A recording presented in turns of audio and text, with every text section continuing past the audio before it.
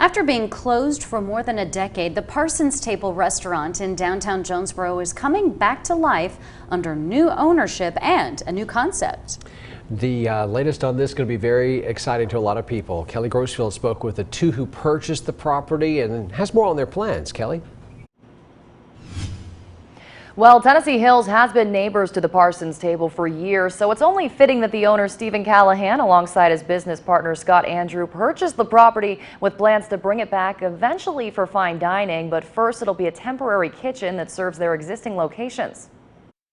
We're immediately going to use it for what we're calling the Tennessee Hills Whiskey Kitchen, which is a food truck or food trailer business that we're going to locate, one here at Jonesborough at the distillery and one we're going to locate at our brew still, the Tennessee Hills Brew Distillery in Johnson City that opens on the 17th of July. Stephen Callahan and Scott Andrew are working on a number of projects around town, and those projects will in turn need some good grub. That's why the Parson's Table will act as their temporary kitchen, feeding out to those locations. They hope to have that up and running within the next 4 to 5 months. And for Callahan, the transition of this property is personal.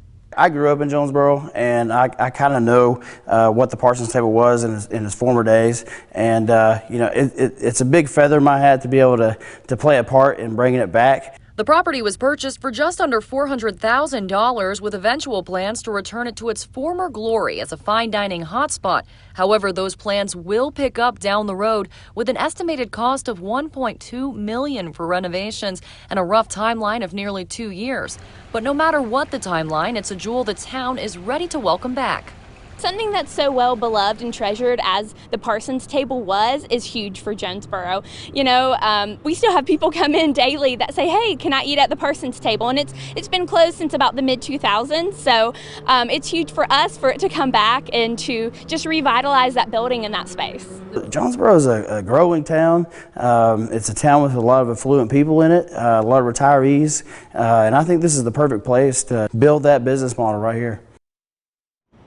Right now, Callahan has hired staff and is working to get the prep kitchen up and running. In the meantime, he and his business partner are focused on opening their new brew distillery in the former JRH building that's set to open on July 17th.